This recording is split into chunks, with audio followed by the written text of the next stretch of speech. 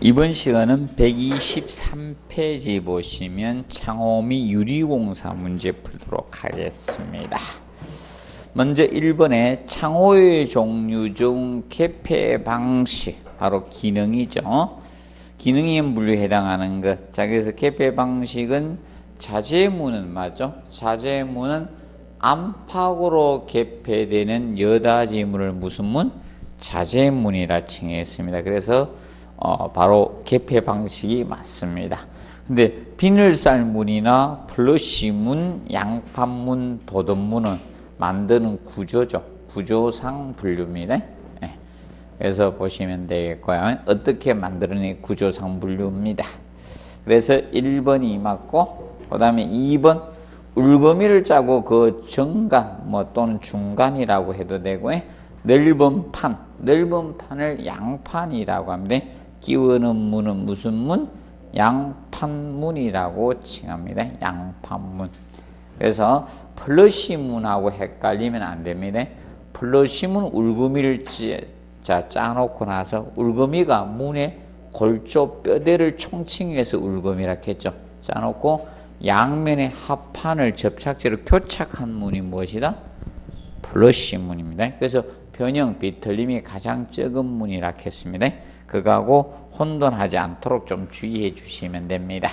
그리고 3번 문제 보시면, 자, 창호에 관한 설명으로 옳지 않는 거. 자, 여닫이 창호는 창호를 한쪽에 경첩의 선털이나 기둥에 달고 한쪽 문은 이것이 자, 여닫이인데, 여닫이 창호는 이거라 했죠. 개구 폭이 적을 때는 뭐다? 외여닫이. 이렇게 하나 있는 게 외여닫이입니다. 근데 출입문 폭이 커야 될 때 1층 같은데, 이럴 때는 뭐다? 쌍여닫이가 있는 게 쌍여닫이. 그리고 독립성 프라이버시 목적으로 할 때는 이렇게 뭐다? 안으로 여는 안여닫이에요. 근데 그래서 침실문이나 여러분들 화장실 문인데 안으로 열었습니까? 바깥으로 엽니까? 안여닫이가 기본 원칙인 거예요. 안여닫이가. 그런데 보통 이겁니다. 방화문 같이 피난을 목적으로 한 것은 뭐다? 방여닫이로 설계가 되는 게 기본 원칙이다. 방여닫이 기억하시면 돼요. 설명해 준 건 공부해 놓으세요. 거기까지 냅니다. 제가 설명한 것까지는. 방여닫이는 방화문들 같이 피난을 목적으로 한 것은 뭐다? 방여닫이로 설계를 해야 됩니다. 그 점 기억하시고, 출제하는 분이 좀 몰라 누군가 보는 것 같아. 그래서 보통 설명한 것까지 내더라고요. 이런 건 이론상은 없는데 그냥 해드리는 겁니다. 자, 기억해 두시고, 그 다음에 2번 미석이 창원, 창호바디에 홈을 한 줄을 파거나 레일을 붙여서 문의 이중벽 속으로 밀어넣는 것은 뭐다? 미닫이입니다. 미석이가 아니라 미닫이 창호입니다. 그럼 미석이하고 미닫이 차이점은 이거예요. 자, 레일이 하나 있는 건 미닫이라 했죠. 그래, 문틀 내에서 한쪽 편으로 밀어붙여 놓는 거예요. 이렇게 왔다 갔다 하는 거. 문틀 내부에서 벽 속으로 들어가는 것은 뭐다? 미닫이고, 미석이는 문틀 내에서 한쪽 편으로 밀어붙여 놓은 것이지 밀어 넣는 것은 아니라는 겁니다. 그것이 차이점이다. 이렇게 보시면 됩니다. 그리고 오른쪽은 수직홈에 문을 달아서 상하로 슬라이딩 시켜서 창을 그래서 줄을 매달아서 균형을 유지하는 게 뭐다? 오레이지 창호고, 그 다음에 회전문 요걸 공부하셔야 됩니다. 회전문. 통풍기를 방지하고 출입위는 조절 목적으로 쓰는 게 뭐다? 회전문이에요. 그래서 이제 이 회전문이 방풍 구조에 해당이 된다. 에너지 절약 목적으로 사용되는 게 방풍 구조거든. 방풍 구조에 해당되는 게 회전문하고 방풍실이 여기에 해당되거든. 방풍실, 이 두 가지가 여기에 해당됩니다. 그래서 규모가 큰 건축물들은 판매 시설인 백화점 같은 데 갔을 때 1층 출입할 때 어떻게 돼 있다? 문을 열면 공간이 나오죠. 그게 방풍실인 거예요. 방풍실. 그리고 아니면 해전문을 설치해놨죠. 또는 그런 형태라고 보시면 되겠습니다. 그 점 공부해 두고, 그 다음에 전문은 여러 장의 문을 경첩으로 연결해서 큰 방을 분화하거나 전체를 개방할 때 쓰는 게 무슨 문? 전문이 됩니다. 그런데 전문은 우리가 알아두실 것이 이걸 기억하시면 돼요. 전문은 도화행거를 기억을 해 놓으셔야 돼. 도화행거. 도화행거가 뭐라 했습니까? 도화행거가 전문의 이동장치라 했죠. 도화행거가 전문의 이동장치예요. 이동장치. 여러분들이 이야기하는 문들은 적일 가능성이 높다? 아코디언 도화 자바라일 가능성이 높고요. 칸막이 형태로 쓰는 거예요. 얘는 방을 분할하거나 이제 병풍처럼 여닫는 거예요. 얘는 병풍. 경첩으로 해놨기 때문에. 자, 여러분들이 일반 이야기는 밖에 주름 형태로 내가 이렇게 딱 접히는 거 있죠. 그거는 아코디언 도화기요. 모두 짜바라 이래죠. 그래서 기억하시고, 그 다음에 그리고 4번, 그래서 옆벽에 밀어붙이거나 벽 속에 밀어넣는 것은 뭐다? 미타치, 미석이하고 헷갈리지 않도록 하십시오. 그래서 이제 미석이는 거기 해놨죠. 한 짝을 다른 한쪽 옆에 밀어붙이게 한 것은 뭐다? 미석이고요. 그래서 미석이 밑에 해설해놨죠. 밑에 해설이 있잖아요. 문제 있죠? 그래서 이제 밀어붙여 놓는 것은 뭐다? 미석이. 밀어 넣는 것은 뭐다? 미타지에 혼돈하지 않도록 해 두십시오. 그리고 5번에 창호공사에 사용되는 창호철물에 관한 설명지 옳지 않는 것. 그래서 자유경첩 있죠? 자유경첩을 스프링 힌지라고 되어 있죠? 창을 안팎으로 자유롭게 여달 수 있는 문이 뭐다? 자재문이지. 자재문에 쓰는 것이 자유경첩 개념입니다. 그런데 얘는 저절로 닫힙니까? 저절로 안 닫힙니까? 저절로 닫히는 기능이 있죠. 그리고 레퍼토리 힌지가 저거였습니다. 보통 화장실 문에 쓰는 거. 이제 여닫이면 저절로 닫지. 약간 뭐다? 열린 상태, 조금 열린 상태를 유지한다. 한 10에서 15cm 정도 열린 상태를 유지하는 힌지가 무슨 힌지? 레퍼토리 힌지고, 도어 체크는 도어 클로저라 했죠. 열려진 여닫이 문을 저절로 닫히게 하는 장치가 뭐다? 도어 클로저, 도어 체크가 됩니다. 근데 문을 닫을 때 벽과 문의 충돌을 방지하기 위해서 되는 것은 뭐다? 도어 스톱이고요. 저거하고 헷갈리면 안 되는 도어 홀드하고, 도어 홀드는 이거죠. 도어 체크 때문에 자꾸 문이 저절로 닫히니까 말발굽 딱 해놓는 거. 이거는 뭐다? 도어 홀드고요. 그거하고 혼돈하지 않도록 주의해 주시면 됩니다. 그리고 크레센트 미석이 창이나 오르내기 창의 잠금 장치가 뭐다? 크레센트. 그리고 플로아 힌지가 바닥 지돌이라 했죠. 힌지 장치를 어디에 매입했다? 바닥에 매입을 했습니다. 그래서 매입했기 때문에 저절로 닫히는 기능이 있다 했죠. 그래서 보통 묵은 자재문을 닫히게 하는 절물이 뭐다? 플로아 힌지입니다. 그래서 보통 강화 유리문이 가벼워요, 무거워요? 무겁죠. 그래서 보통 경첩 가지고 쓸 수가 없거든. 그래서 바닥에 힌지 장치를 매입해서 저절로 닫히는 기능을 가진 거다. 그러면 무거운 문에서 일반 여닫이는 피봇 힌지를 쓰는 거고, 이렇게 피봇 힌지, 방화문 같이 철물은 이걸 쓰고, 그 다음에 강화 유리문은 안팎으로 다 열죠.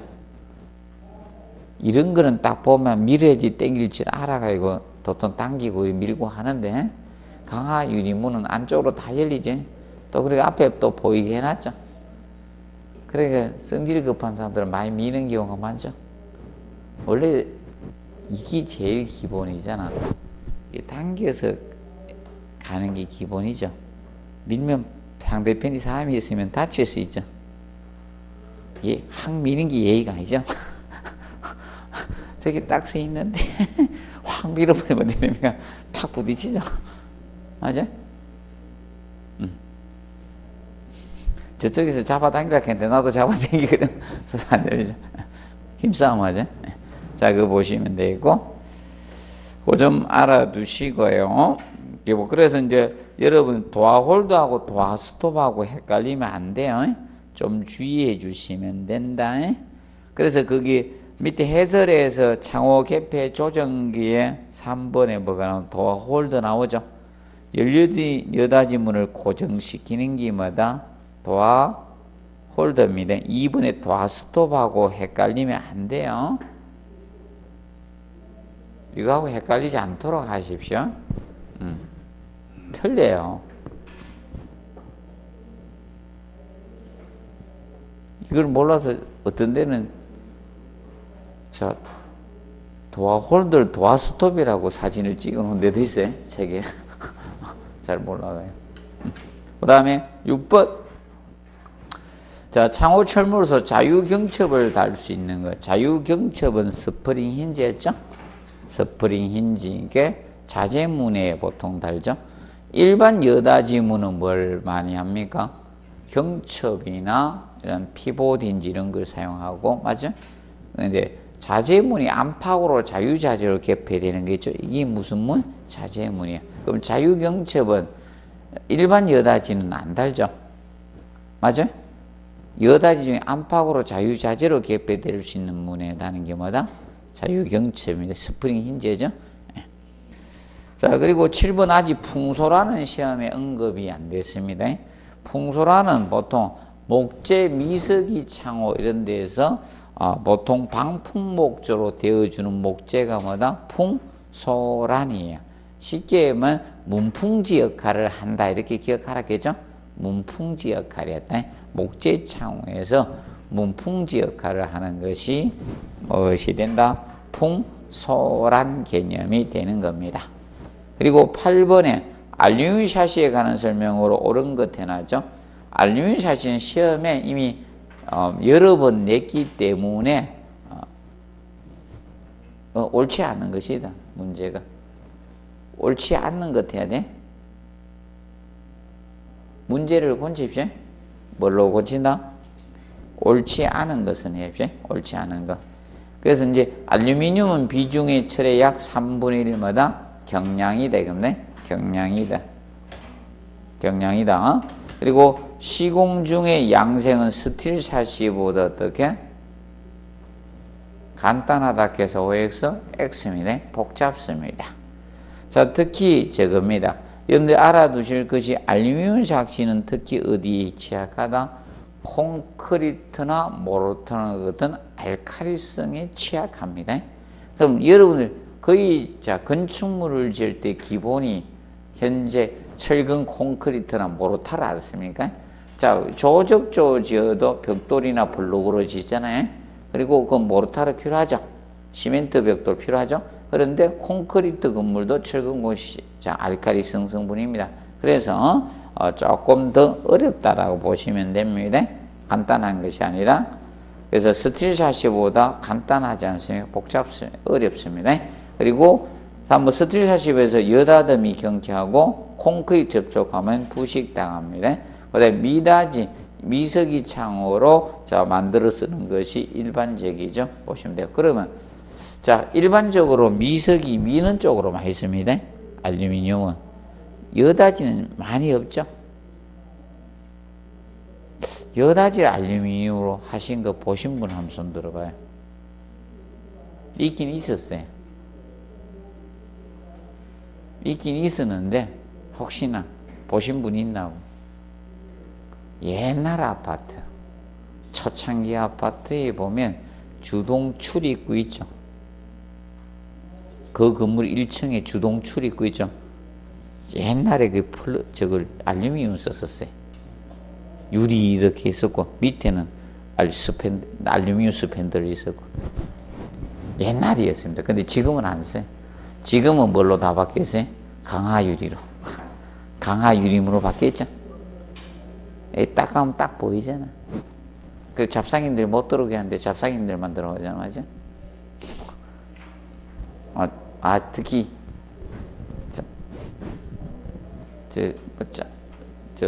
짜장면 배달부들은 다 알죠? 아니, 알아서 잘 오죠? 보시면 되고, 그래서 요거는 옳지 않는 걸로 문제로 바꿔 주십시오. 그 다음에 9번에 다음 중 안전성능이 요구되는 부위에 사용하기가 가장 부적합한 것에 나왔습니다. 안전유리. 그러면 보통 강화유리는 안전유리 맞죠? 그 강화유리는 자 이겁니다. 유리가 파손 시 잘게 부서져서 뭐다? 안전유리에 속하는 겁니다. 그리고 방탄유리는 총알이 못 들게 해주는 게 안전유리 맞겠죠? 그리고 보통 판유리는 안전유리에 속하지 않습니다. 그리고 망임유리는 금속에 망을 삽입해 준 유리가 뭐다? 망임유리잖아. 그래서 망임유리는 방화용 유리거든. 방화용 유리. 그래서 을종 방화문에 해당이 돼요. 망임유리가. 그래서 얘는 안전유리에 해당이 됩니다. 그리고 접합유리가 유리가 깨졌을 때 파편이 비산돼 떨어지지 않도록 비산되지 않도록 해준 유리가 무슨 유리다? 접합유리였죠. 안전유리에 속했습니다. 그래서 그런데 이제 그래서 여기 됩니다. 아니면 강화유리가 배강도 유리에 속하거든. 강도를 크게 준 거잖아요. 배강도 유리. 배강도 유리입니다.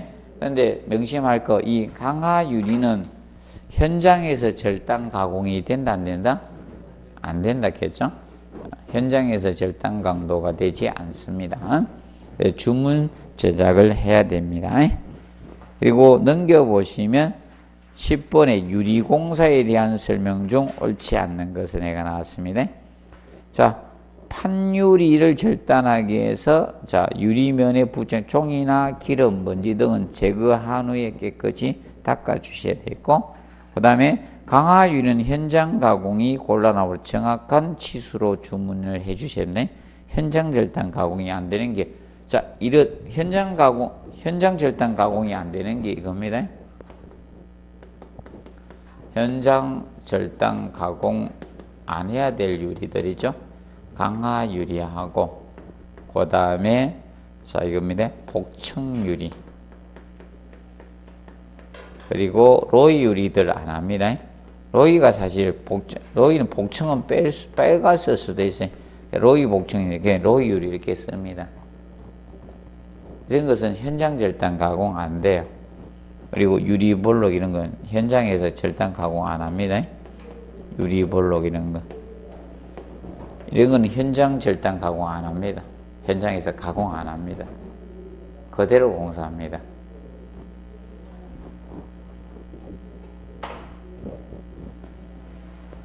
자, 기억해 두시고, 그 다음에 3번 신축 중인 건물에 유리 끼우는 시 일반적으로 내부 마감 공사 시작하기 전에 해야 돼요. 그래서 여러분들이 그렇겠죠. 유리 공사가 진행이 되면 외부 마감 공사가 진행된다. 이렇게 보시면 돼요. 항상 기억하세요. 뭐가 공사된다?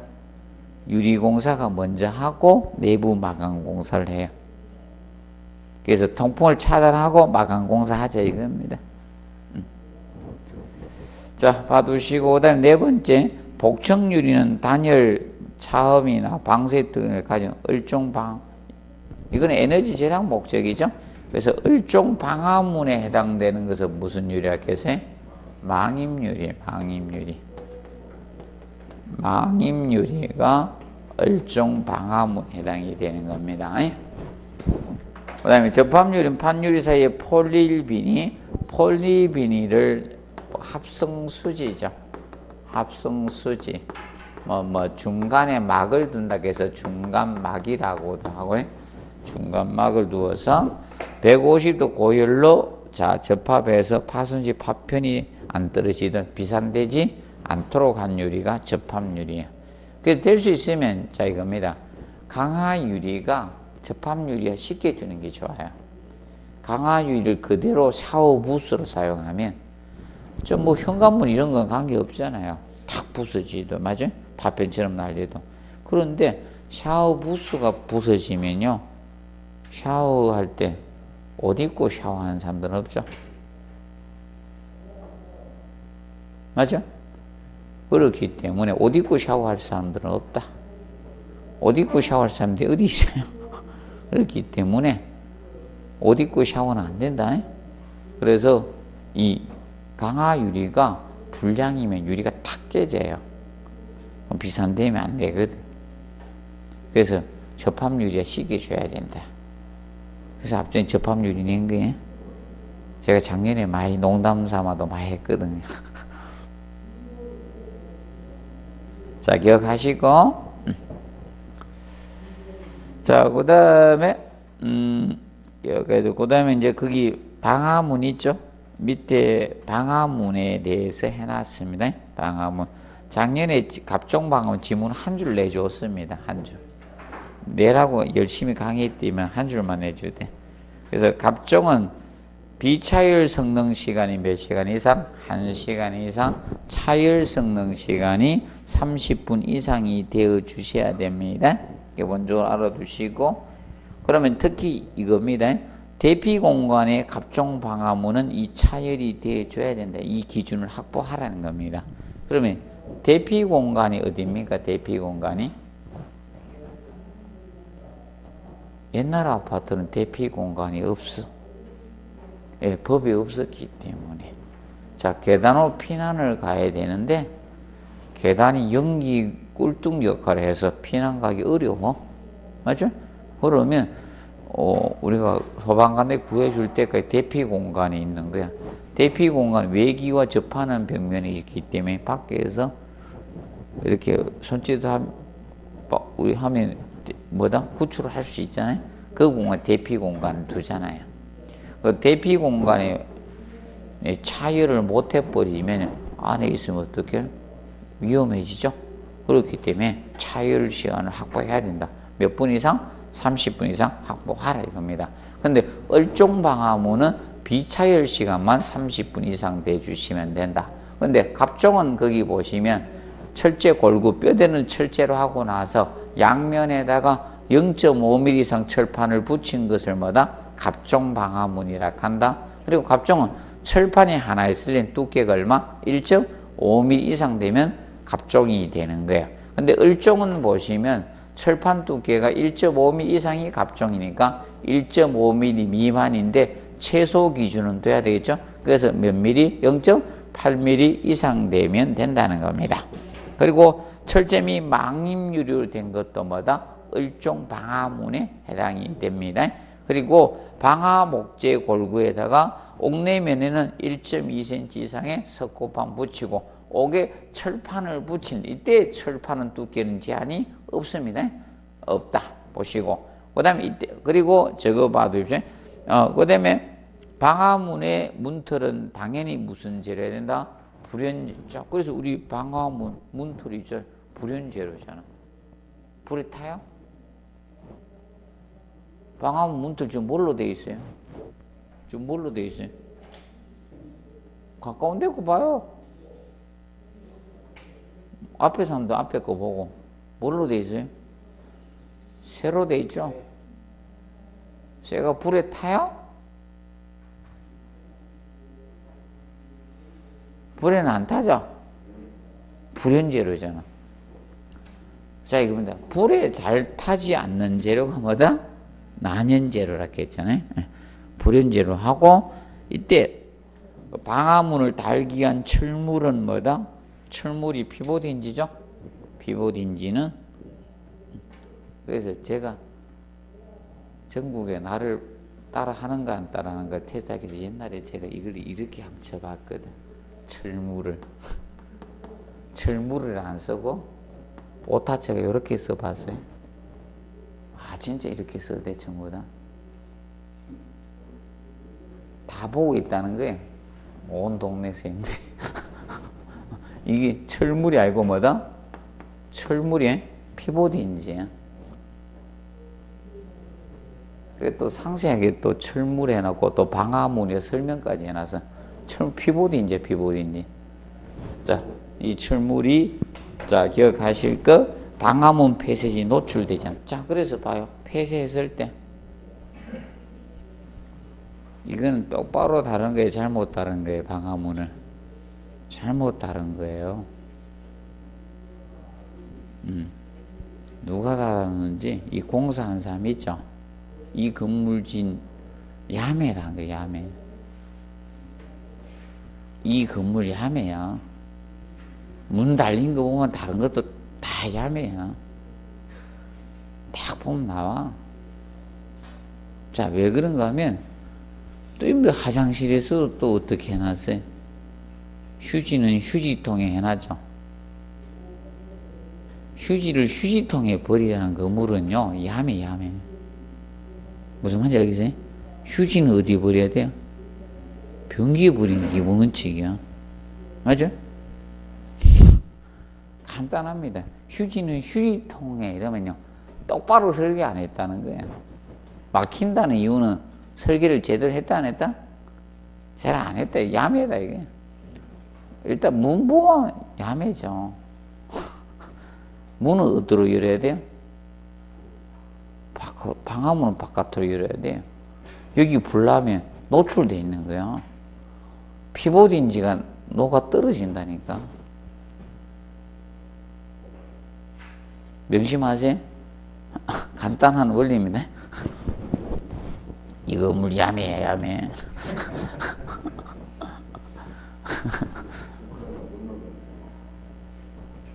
이 바깥으로 있어야 됩니다, 원래. 상식을 알아두지? 자, 기억해 놓으시고, 오늘 11번, 로이유리에 대한 설명을 옳지 않은 거죠. 건축물의 단연성을 높여주는 에너지 절약형 유리가 뭐다? 로이유리입니다. 그래서 로이유리는 이거죠. 그래서 일반 유리에 비해서 반사율 조직이 우수한데, 이때 자, 이걸 알겠죠? 복층으로 만들어서 뭘로 코팅했다 했어요? 은으로 금속으로, 은으로 보통 코팅해요. 금속으로 코팅을 해서 무슨 반사율을 높여줬다?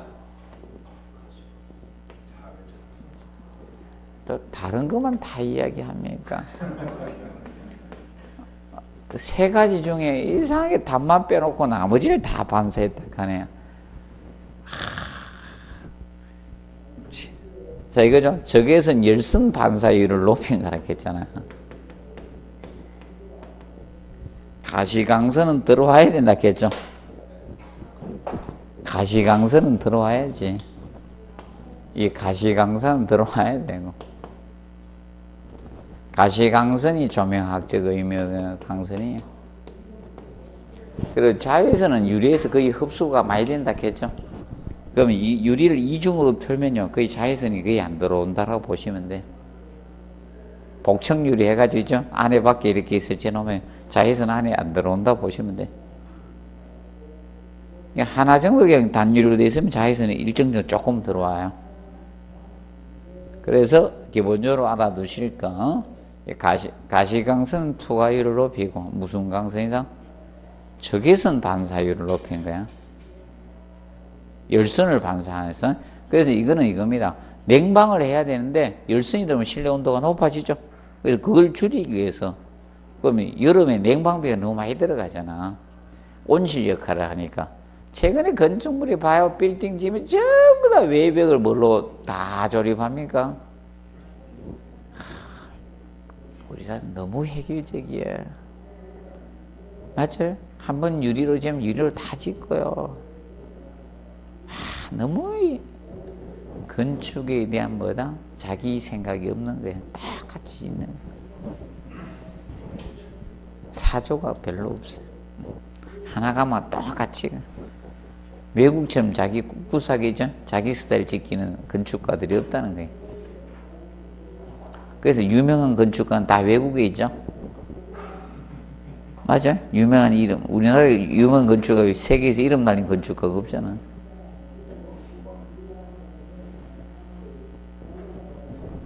자, 오시면 되고. 그래서 봐두시고, 그 다음에 이제 원료 배합 상태에서 은색 단일색상만 있는 게 아니고, 여러 색깔 다 합니다. 그래서 여러분들 보면, 여러분 봐요. 63빌딩 약간 무슨 색대? 약간, 다 색깔 틀린 거예요. 약간 약간 항색, 금색 띠는 것도 있고요. 은색 띠는 것도 있고, 푸른색 띠는 것도 다양합니다. 다중막 코팅을 할 수 있기 때문에. 그래서 색깔은 다양합니다. 자, 그리고 유리면의 결로가 적죠? 결로를 저감할 수 있고, 투과율, 반사율 조절이 가능해요. 그래서 어떤 투과율은 높여지고, 가시광선 투과율은 높이고, 적외선 반사율을 높인 거예요. 그리고 우리 싫어하는 자외선은 기본적으로 있죠. 유리를 제작할 때 철성분이 일정 들어가거든요. 철성분이 들어가면 이 자외선을 많이 흡수해 버려요. 그래서 자외선은 샤시가 이중으로 하기 때문에 실내에 안 들어온다 보시면 돼요. 실내에. 밖에 샤시하고 안에 또 샤시했죠? 그럼 거의 안 들어온다 보시면 돼요. 자외선은. 그래서 안에서 햇빛 쬐고 있으면 안 된다 했죠? 좋은 행동이 아니다. 햇빛을 쬐려면 어디 나가서 쬐라? 밖에 가서. 이럴 때 있잖아요. 이거 팔 둘둘 걷어가지고 자외선 좀 쬐시면 돼요. 자외선이 두렵다. 맞죠? 3시 넘어서 쬐면 돼. 난 자외선이 두렵다, 이죠? 좀 약할 때 쬐세요. 3시 넘어서. 무슨 말인지 알겠습니까? 3시 넘어서 팔 둘둘 걷고, 엉덩이 내놓을 수는 없잖아. 팔 다리 있죠? 쬐주시면 됩니다. 자, 봐두시고, 그 다음 이제, 그래서 12번, 열 적외선을, 이게 이제 기출 문제입니다. 내가 한 번 어디 있는가 하면, 적외선하고 열선이 이렇게 다 수저니까 열 적외선 이렇게 쓴 거예요.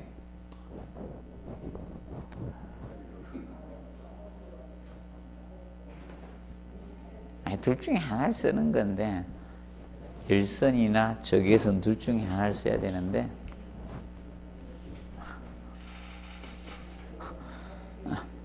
그냥 그러니 하고 푸세요.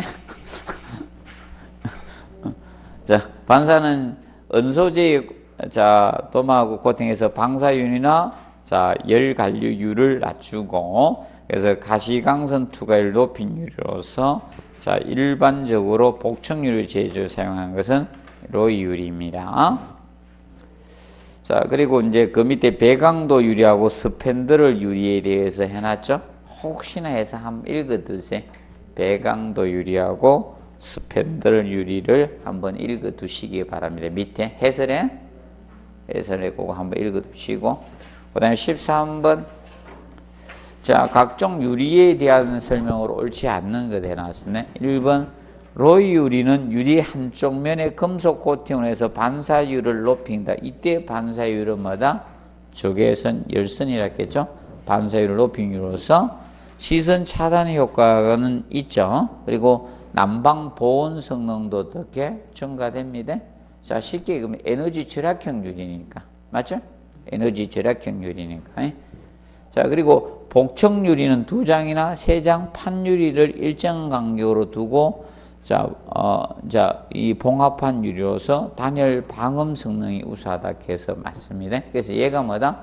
이중 창호 역할을 하는 거예요. 몇 중 창호?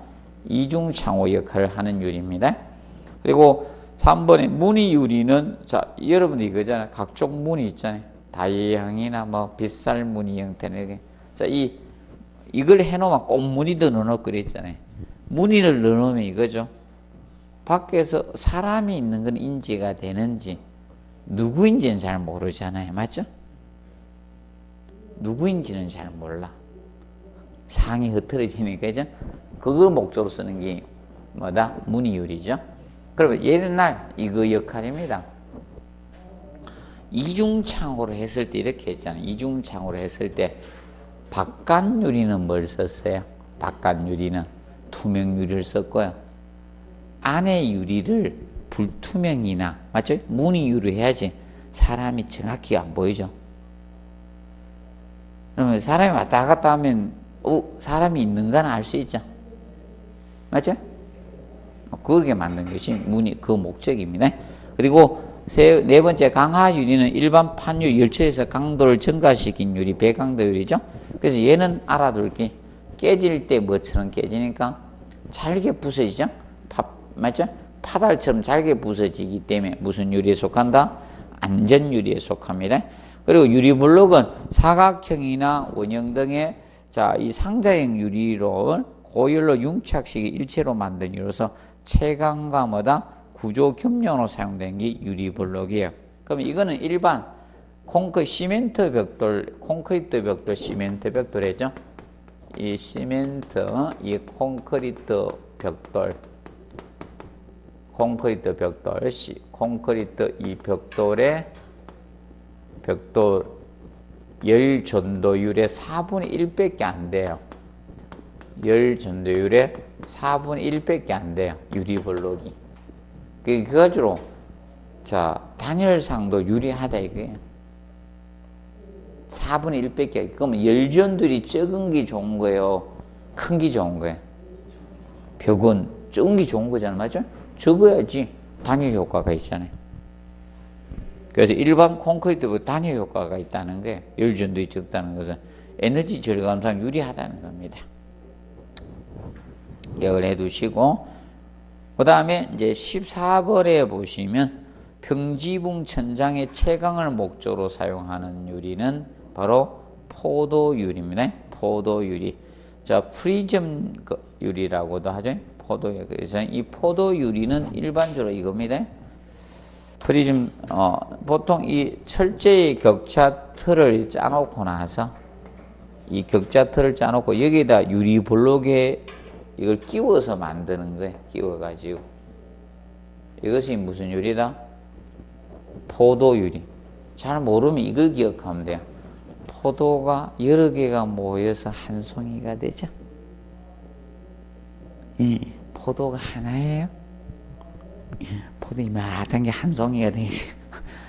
알맹이가 여러 개가 모여가 한 송이죠. 그것처럼 만들었다 이게 끼워서. 그래서 포도유리라고 합니다.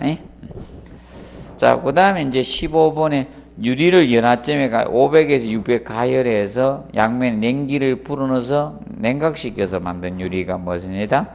강화유리죠. 2번 개념이 되는 겁니다. 그 다음에 16번 가스켓. 가스켓은 유리를 끼우는 거죠. 고정시키는 제품이 뭐다? 가스켓입니다. 가스켓은 정형 제품이다, 부정형 제품이다? 정형 제품으로 제작이 됩니다. 고무 제품으로 제공됩니다. 고무 제품이 정형 제품입니다. 그래서 일본에 보통 유리 한 면은 부드러운 가스켓 쓰고 다른 면은 경과 밀도가 높은 가스켓을 사용을 합니다. 그리고 2번 가스켓은 유리 각 병 길이보다 약간 어떻게? 길게 해야 돼. 길게 하고 중앙에서 모서리 쪽으로 해락했죠. 중앙에서 모서리 쪽으로 끼워 넣어 주셔야 됩니다. 그리고 세 번째, 가스켓을 끼운 상태에서 외관상 균일성을 유지하도록 절대 모서리부터 끼워 나가서는 안 됩니다. 그리고 시공성에서 유리는 한 면은 실안 돌아가고 다른 면은 가스켓으로 시공할 수가 있습니다. 그 점을 봐두시고요. 그 다음에 저거하고 헷갈리지 않도록 하십시오. 유리를 절단할 때 약간 짧은 치수로 절단한다 했죠? 유리 절단은 약간 짧은 치수 절단해야 돼. 딱 맞게 하면 안 들어가. 약간 짧은 치수로 절단하고 가스켓을 절단할 때는 어떻게 약간 길게 간다. 그 점 명심해 두시면 됩니다. 그리고 17번 창호공사에 관한 설명 중 옳지 않는 것은 1번 실란트 작업의 경우 상대 습도는 몇 % 이상? 80% 이상이면 작업하지 않는다. 그래서 OX, X예요. 자, 실란트 작업은 습도 몇 도라 했어요? 90% 이상이 됩니다. 90%. 실링 공사는 몇 프로? 85% 이상이 기준이었고요. 실링 공사는 85%였죠?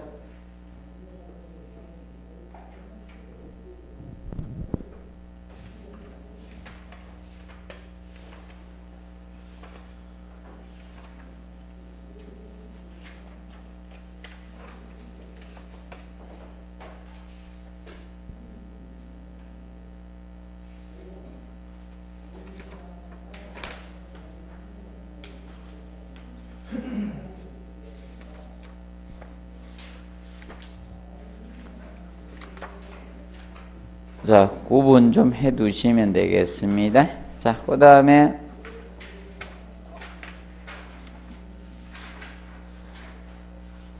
그거 좀 정리해 놓으시고, 그 다음에 이제 2번 보면 배수 구멍은 몇 개? 2개 이상이면 되죠? 2개.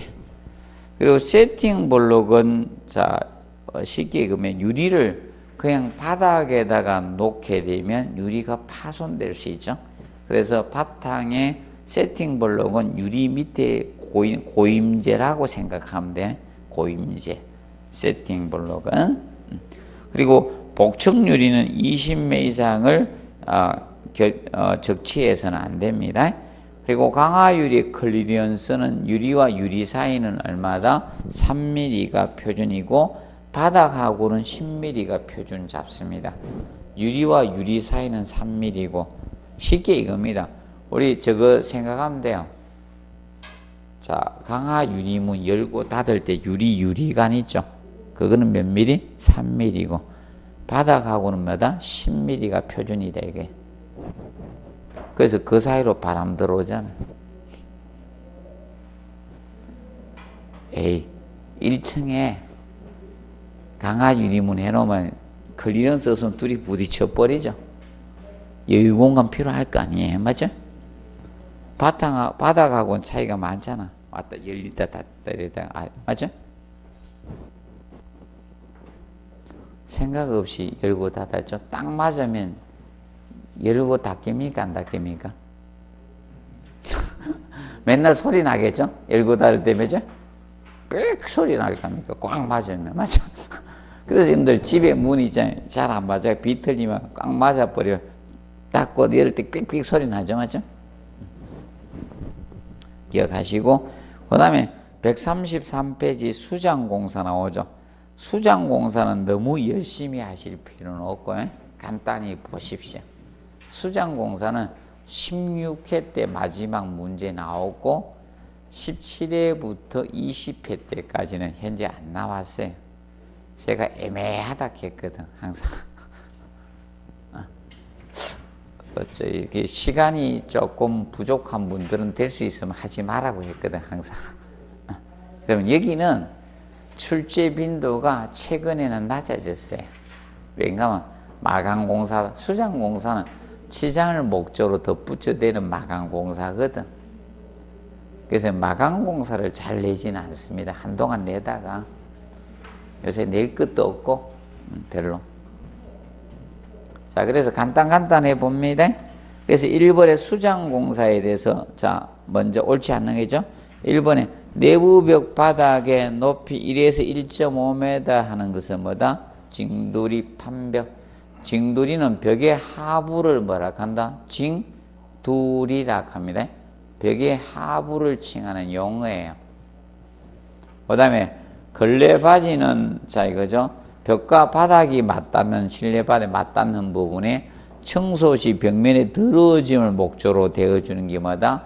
걸레바지. 걸레를 받아준다 해서 걸레바지인 거예요. 그리고 고마기는 바깥벽 외벽이라 했죠. 외벽과 바닥이 맞닿는 부분에 설치하는 것은 뭐다? 고마기고요. 걸레바지하고 고마기하고 헷갈리면 안 돼요. 바깥벽하고 지표면이 맞닿는 것은 무엇이다? 고마기고, 실내벽하고 바닥하고 맞닿는데 뭐다? 걸레바지입니다. 그 다음에 5번, 4번에 천장을 가려댄 구조를 뭐다? 반자락 해요. 그럼 이렇게 천장하고 구조재 사이에 공간이 있으면 달아맨거든. 달반자락하고, 반자를 바닥판 밑에 딱 붙이면 뭐다? 재물반자라고 하는 겁니다. 그리고 그러면 쉽게 입니다.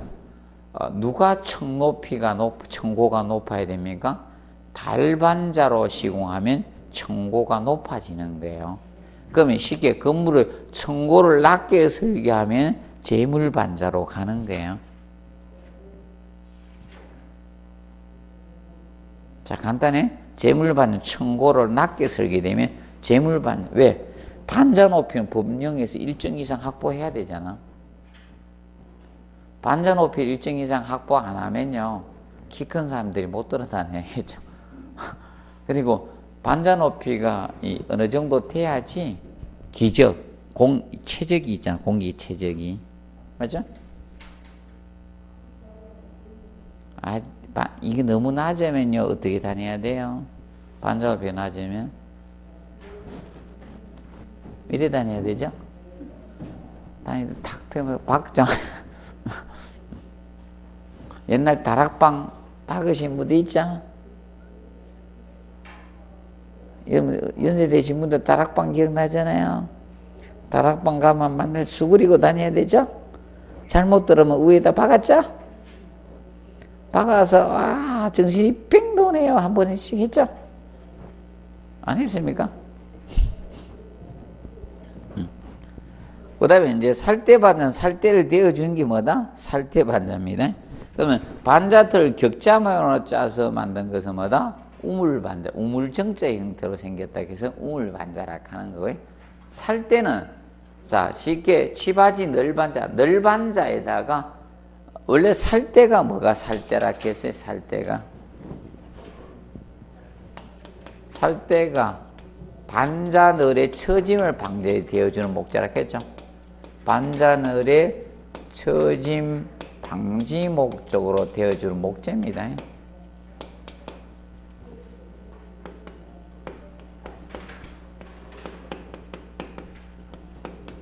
부재가 살대입니다. 자, 반자틀의 각 상부에서 하부로 나열한 것하고 그 밑에 주의하십시오. 상부에서 하부로 나열한 순서도 해놨고요. 그 반자틀 시공 순서하고는 다릅니다. 반자틀 시공 순서하고요.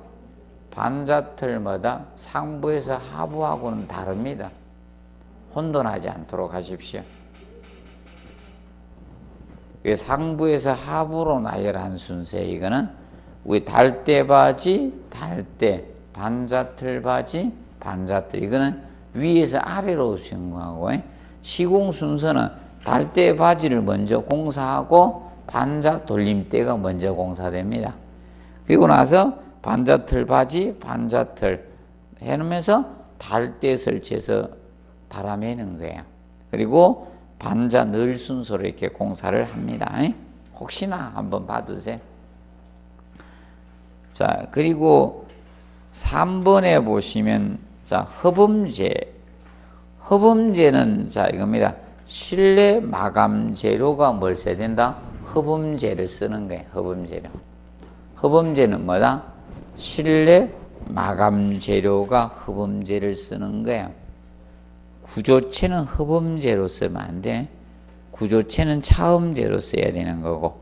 그러면 다공질 허범재에 대해나죠. 허범재는 통기성 섬유나 연소 기포제로서 음파가 닿으면 공기 점성 마찰이나 섬유 진동에서 에너지가 열로 변해서 허범하는 것을 다공질 허범재료라고 합니다.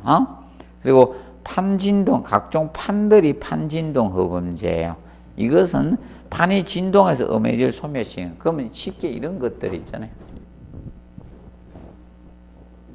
이런 재료들.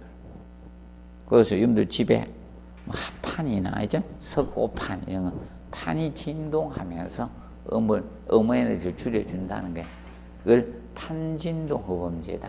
그래서 쉽게 합판이나 석고판이나 이런 것들이 무엇이다? 판진동 허범제다 이거예요. 자, 그리고 세 번째, 허범제에 쓰는 목적은 외벽의 습기를 방지하는 데 효과가 있다 해서 OX, X. 이건 소음 방지죠. 소음을 방지하기 위해서 허범제를 쓰는 것이고, 그 다음에, 그래서 여러분들 저거잖아요. 자, 이겁니다. 자, 헝거리 음악하는 분들이 밴드를 연습한다. 맞죠? 그럼 소리 나면 막 전부 다 난리죠. 그러면 어디서 보통 합니까? 지하를 구해서 하잖아, 맞아? 지하를 구해서 하는데 지하에서 음이 밖으로 나가면 안 되잖아요. 그래서 벽에다가 허범제 설치에 돈이 너무 많이 들어가니까 달걀 그 종이판 있죠? 그거 막 벽에 부착해 놓고 한 거예요. 헝그리. 그게 붙이면 효과가, 여러 가지 효과가 있거든. 자, 이겁니다. 만약 지하의 벽에서 그대로 치면요, 음이 반사돼서 자기 음악하는 소리가 안 들려. 에코 현상이 생겨가지고. 그러니까, 벽에 이 달걀판이 울럭불럭하죠? 달걀 끼우려고 하면 울럭불럭하게 만들어야지. 평평하게 만들어 놓으면 달걀이 끼워지나 마죠. 그렇게 해놔서 그 효과가 있는 거예요. 돈은 적게 쓰면서도 효과 있게 쓴 거예요. 맞죠?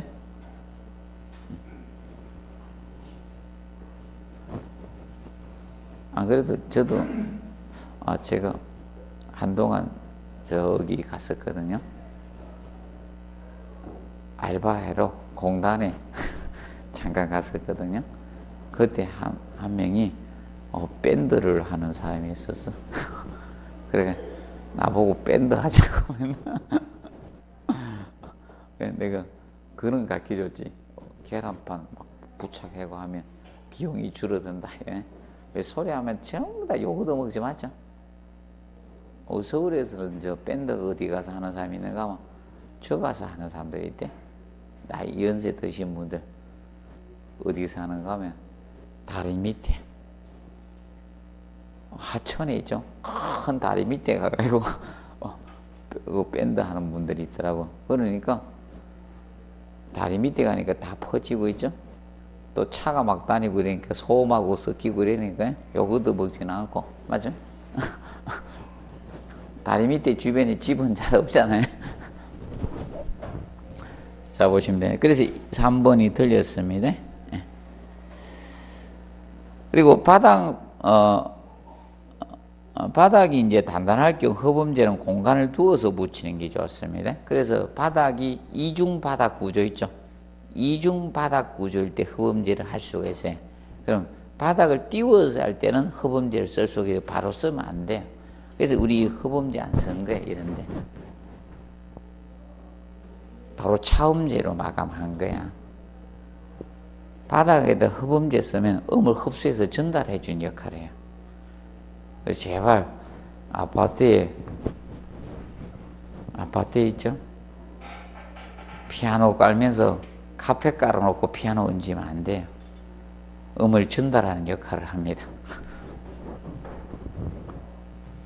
자, 보시고, 그 다음에 이제 코펜하겐 리버가, 자, 목재 루브라고 했죠? 음향 효과를 위해서 오림월세 시리에서 마감한 거죠. 자, 그래서 이제 코펜하겐 리버가 어디 쓴다 했어요? 방송국이나 극장 같은 데 벽에 많이 설치를 합니다. 그래서 그 4번의 코펜하겐 리버 목재 루브입니다. 고음에 대한 음향 효과가 있는 것이 됩니다. 그리고 음향 효과가 주목적으로 사용하지만 최근에는 의장적 목적으로 보기 좋게 하게 쓰는 경우도 있어요. 그리고 요철 부분이 큰 벽을 아름답게 꾸밀 수가 있습니다. 얘는 곡면 처리가 가능하니까 가능합니다. 그리고 네 번째, 일반적으로 수직 방향의 목재입니다. 루브입니다. 그 다음에 5번에 곡면 처리 가능합니다. 둥근 면도 시공이 가능합니다. 그래서 5번이 틀렸고, 그 다음에 5번에 다음 중 천장을 장식급 음향효과 목의 천단으로 구성하는 반자가 무슨 반자? 구성반자 3번이죠.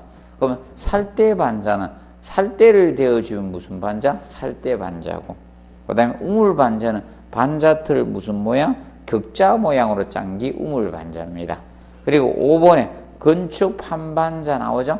건축판반자는 무엇인가? 건축판, 합판이나 석고판이나 텍스판 이런 거 가지고 한 것이 건축판반자예요. 이런 게 건축판반자예요. 이런 것이 건축 목적으로 제작된 판 가지고 공사한 거야. 합판이나 이런 거. 그리고 6번 단열재를 설치하지 않아도 되는 거냐죠. 근데 거실의 외벽이나 최하층 거실의 바닥이나 바닥 난방인 천간바닥 최상층에 있는 거실의 반자나 지붕은 단열재 시공 의무가 됩니다. 그런데 공동주택의 세대 간 경계벽은 단열재가 설치가 안 되어 있습니다. 그래서 간혹가다 이거 명심하세요. 2호 라인하고 3호 라인 사이 있죠. 2호, 3호 사이죠. 그 벽에는 단열재가 공사가 안 돼 있습니다. 명심하세요. 그래서 왠가하면 옆집도 난방하고 우리 집도 난방을 하잖아. 그래서 그건 단열재가 공사가 안 돼 있어요. 그럼 옆집이 겨울에 문을 열어놨어요. 이 인간들이 맨날 문을 열고 살아. 그럼 어떻게 됩니까? 그 벽에 결로가 생길 수 있어요. 그건 곰팡이 필 수가 있는 거예요. 옆집이 문을 열어놓으면 이사 가면서 문을 활짝 열어놓고 갔다. 그럼 문제가 생길 수 있는 거예요. 보시고, 그 다음에 7번 단열에 관한 기술 중 옳지 않는 거. 타임렉은 지연시간을 타임렉이라 해요. 지연시간. 타임렉은 지연시간을 타임렉이라고 해요. 그래서 단열재 위치에 따라 달라집니다. 그래서 벽체의 추결성을 이용해서 단열 유도하는 방법을 용량형 단열이라고 칭합니다. 그리고 열교는 단열이 된 벽체가 바닥이나 지붕 또는 창문을 통해서 단절되는 부분에서 생긴 열교는 열교 영어로 하면 히트 브릿지거든. 브릿지가 뭐다? 교량이잖아. 다리잖아. 그 역할, 열의 이동 역할을 한다 해서 열교라고 하죠. 그럼 열교가 이루어진 부분에서 결로가 발생된다 이렇게 보시면 돼요. 그 다음에 4번에 내단열의 경우는 외단열보다 실온 변동이 커져요. 외단열보다 실온 변동이 커요. 그래서 표면 결로가 우리가 발생할 위험이 난방을 정지해 버리면 생길 수도 있는 거야. 그럼 내단열은 이걸 내단열이라고 하죠. 구조체가 있으면 여기에 단열을 여기 한 거예요. 실내에다가 단열을 해주면 이게 뭐다? 내단열. 이게 실외야. 그럼 어떻게 됩니까? 추결 성능을 가진 게 없어요. 추결 성능. 그러면 난방을 하면 실내가 빨리 데워지고 난방을 끄면 어떻게 실내 온도가 빨리 하강하는 게 내단열이 되게 보시면 돼요. 그러면 특히 내단열을 하면 이렇게 석기가 투섭하면 무슨 결로가 생길 수 있다? 내부 결로의 위험성이 있는 거예요. 내부 결로. 내부 결로 위험성이 높아지는 게 무슨 결로? 무슨 단열? 내단열 때문에. 그래서 방섭청을 설계를 해줘야 돼요. 못 들어가도록. 그 점을 우리가 알아두시면 되고. 그 다음에 경량구조가 중량구조보다 주위온도 변화에 빨리 반응해요. 그래서 여러분들이 그죠? 가마솥하고 양은냄비하고 누가 빨리 식고 누가 빨리 데워져? 양은냄비 빨리 데워지고 빨리 식는 거예요. 경량일수록. 무거워지면 서서히 데워지기 어떻게? 서서히 식어지는 게 좋은 거예요. 공부도 지금 현재 실력이 자꾸 서서히 올라가야 되죠? 이거는 말짱항이야. 첫째 시험만 점수가 좋고, 그죠? 뒤로 갈수록 이렇게 하강하는 분도 있죠? 이거는 좋은 거야, 나쁜 거야? 뒤로 가면 점수가 자꾸 줄어들어. 이상하게. 공부를 안 하고 있다는 거죠. 공부를 하면 어떻게 됩니까? 점수가 조금 따는 점진적으로 올라가야 되죠? 아닙니까? 아니면 옆으로 이동하든지 차라리.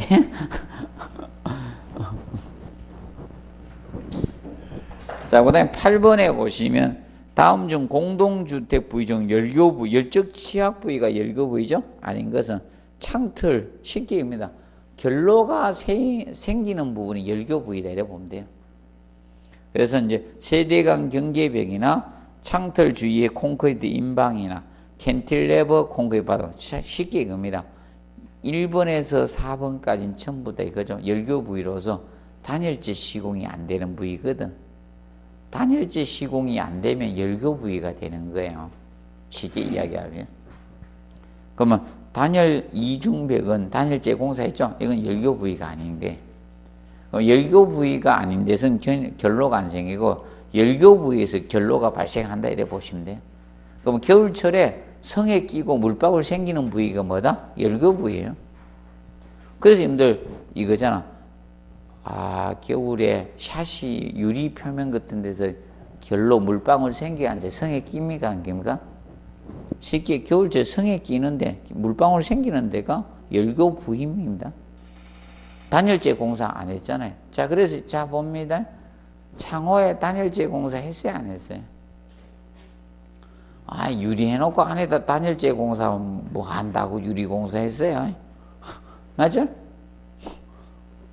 유리 공사 해놓고 안에다 단열재 넣은 거 밖에 안 보여.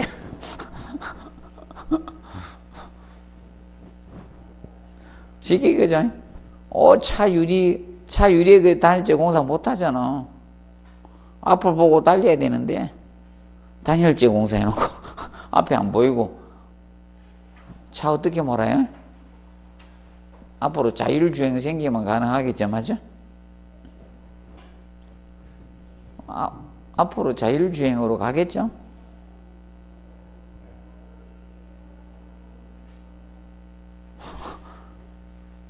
바로는 안 가겠죠? 법령이 아마 제정이 돼야 되겠죠? 그거 애매하다. 운전자의 책임으로 둘 것인지, 맞죠? 차에 탄 사람으로 둘 것인지, 차를 만든 회사로 둘 것인지, 맞죠?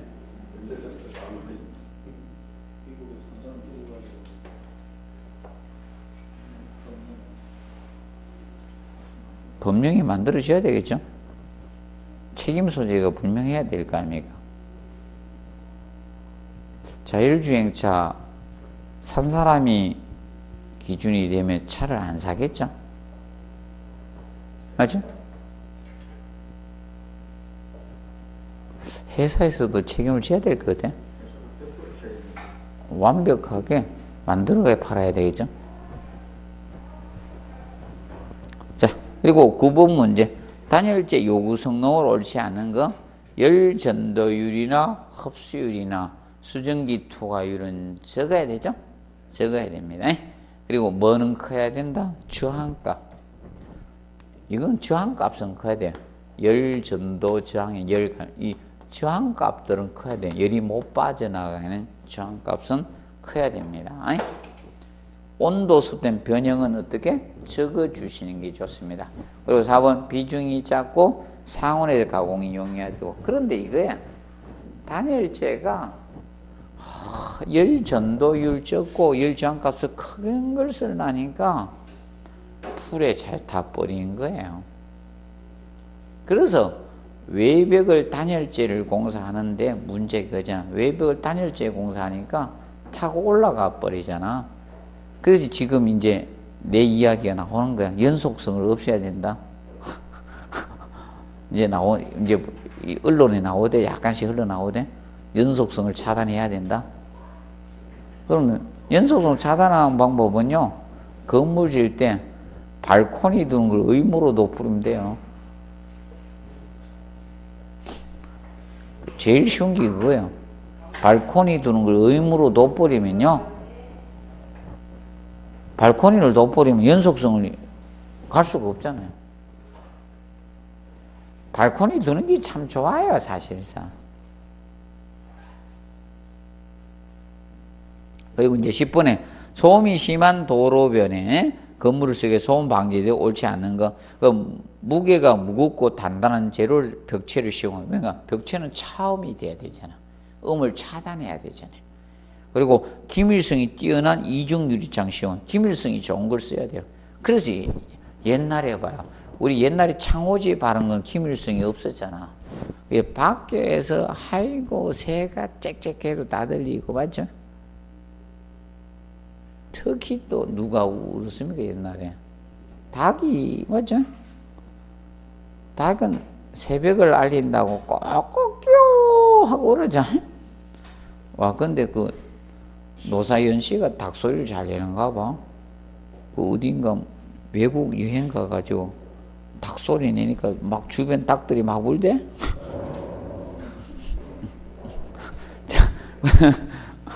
자, 그 다음에 세 번째, 도로에 접한 외벽은 다공질판 설치하면 흡수하면 안 돼. 차음을 해야 돼. 실내 마감 재료가 음을 흡수해야 돼. 실내 마감 재료가 흡을 흡수해야 돼. 그래서 3번이 틀린 거죠. 자, 봐두시고. 그래서 그거 보죠. 그 다음에 이제 137페이지 도장공사부터는 이거는 다음 주에 하도록 하겠습니다. 여기서부터는 오늘은 여기에서 마무리하도록 하겠습니다. 자, 수고했습니다.